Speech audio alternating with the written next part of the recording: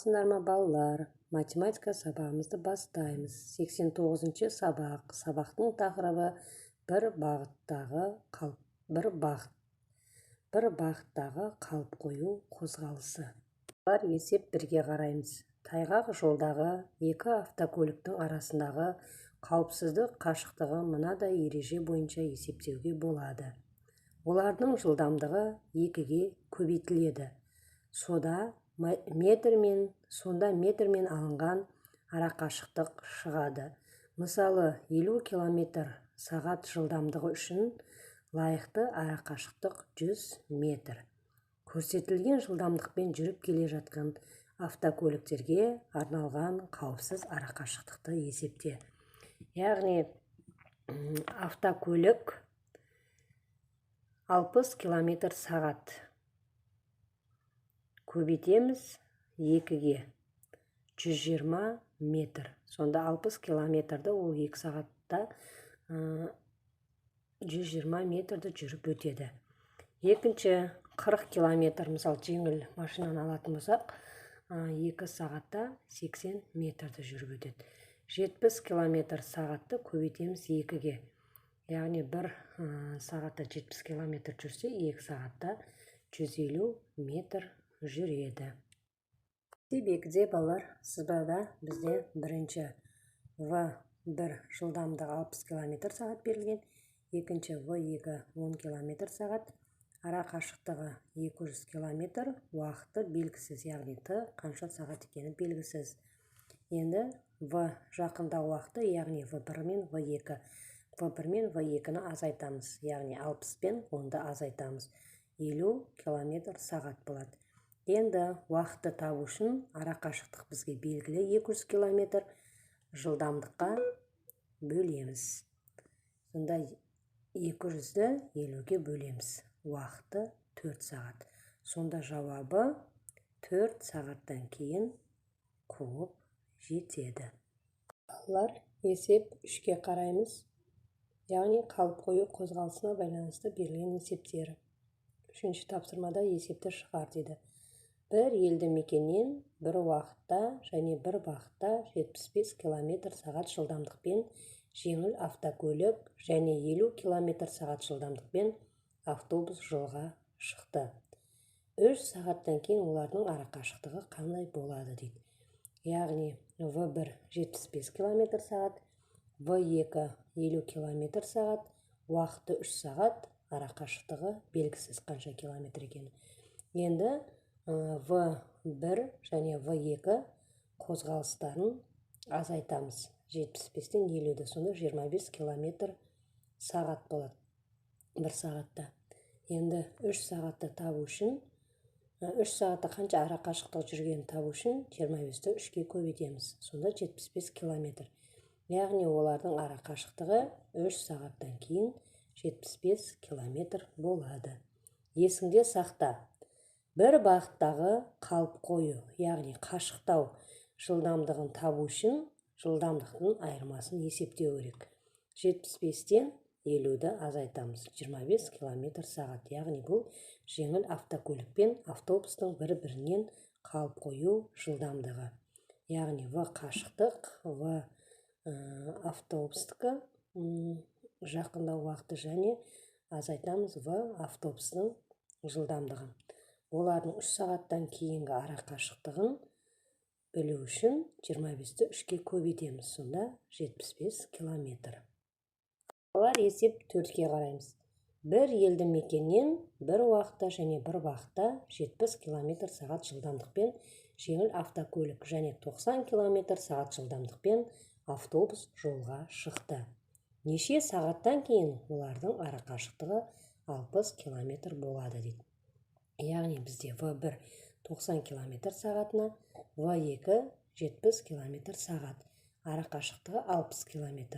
Уақыты белгісіз қанша сағат екен. Енді біз В1, В2-дегі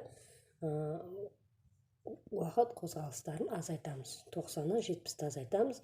20 км/сағат. Яғни 1 сағатта 20 км жүреді екен олар сағатына. Енді ара қашықтығы 60 километрді олар неше сағатта жүріп өтеді дейді. 60-ты 20-ға бөлеміз 1 сағаттағы уақытқа. Сонда олар 60 километр қашықтықты 3 сағатта жүріп өтеді. Сонда жауабы олар 3 сағаттан кейін олардың ара қашықтығы 60 километр болады. Олар есеп 5-ке қараймыз. Сызбаға қара, есеп құрастыр, оларды шығар дейді. Яғни бір ауылдан бір уақытта және бір бағытта 2 мотоциклші шықты. Біріншісінің жылдамдығы 16 км сағатына, ал екіншісінікі 25 км сағат болды. Екі ауылдың ара қашықтығы қанша километр болады дейді. Енді ол үшін жылдамдық, яғни қозғалыс қашықтығын табамыз. В2-ден В1-ді азайтамыз. 25-тен 16-ны азайтамыз. Сонда 9 километр болады. Енді ара қашықтықты табу үшін екі ауылдың қашықтықты уақытқа көбейтеміз. Яғни 9-ды 4-ке көбейтеміз. Сонда 36 километр болады. Есеп 6-ға қараймыз, балалар. Есеп 6-да есепті шығар дейді. Бір елді мекеннен бір бағытта жеңіл мәшинемен автобус жолға шықты. Автобустың жылдамдығы 70 км, ал мәшине жылдамырақ жүріп, 3 сағаттан кейін автобустан 60 км-ге озып кетті. Жеңіл мәшиненің жылдамдығы қандай?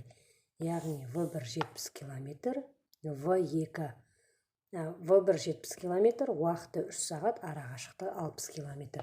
Екінші қозғалыс қанша километр сағатқа тең екенін табуымыз керек. Яғни В қашықтық табу үшін ара қашықтықты уақытқа бөлеміз. Сонда 60-ты 3-ке бөлеміз. 20 километр болады екен. Енді В2-ні табу үшін, яғни В қашықтық қосамыз В1-ге. Сонда 20-ны 70-ке қосамыз.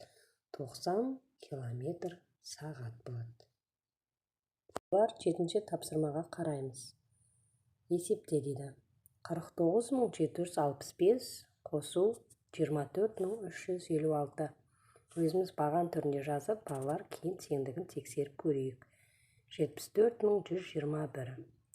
37.008-ден азайтамыз 12.385-ті. Теңдігі 24.623. 325.000 көбейту 8.456. Теңдігі 2.748.200. 17.346-ның 354-ке бөлінісі 49-ға тең. 12.210 бөлеміз 185-ке. Теңдігі 66. 8.058 көбейту 125. Теңдігі 1.007.250. Яғни балалар, өзіміз баған түрінде бірінші шығарып, одан кейін теңдігін салыстырып, тексеріп көрейік. Есеп 8-де. Ойлан және жауап бер дейді. Қорапта 4 көк және 4 жасыл текше жатыр. Қораптан қарамай 2 текше алынса, олардың түсі қандай болуы мүмкін? Алынған текшелердің арасында жоқ дегенде бір жасыл текше болу үшін неше текше алуы керек? Яғни, қораптан қарамай 2 текше алынса, олардың түсі қандай болуы мүмкін? Екеуі де көк немесе екеуі де жасыл болуы мүмкін. Біреуі көк, басқасы жасыл болуы мүмкін. Ал алынған текшелердің арасында жоқ дегенде бір жасыл текше болу үшін неше текше алу керек? Ол кезде 5 текше алу керек. Есеп 9-ға қараймыз. Елді мекендердің бірінен 2 автобус бір уақытта және бір бағытта жолға шықты. Бірінші автобус 65 км сағат жылдамдықпен қозғалды, ал екіншісі жылдамырақ қозғалып, 2 сағаттан кейін бірінші автобустан 40 км-ге озып кетті. екінші автобус қандай жылдамдықпен қозғалды дейді. Яғни В1 бірінші қозғалыс 65 км сағатына, уақыты 2 сағат, арақашықтығы 40 км. В2 екінші қозғалыс қанша км сағатқа тең екенін табуымыз керек. Яғни шешуінде В қашықтық табу үшін арақашықтықты уақытқа бөлеміз. 40-ты 2-ге бөлеміз. Сонда 20 км сағат болады. Енді екінші қозғалыс жылдамдығын табу үшін, яғни В қашықтыққа қосамыз В1. Жаңа В2-міз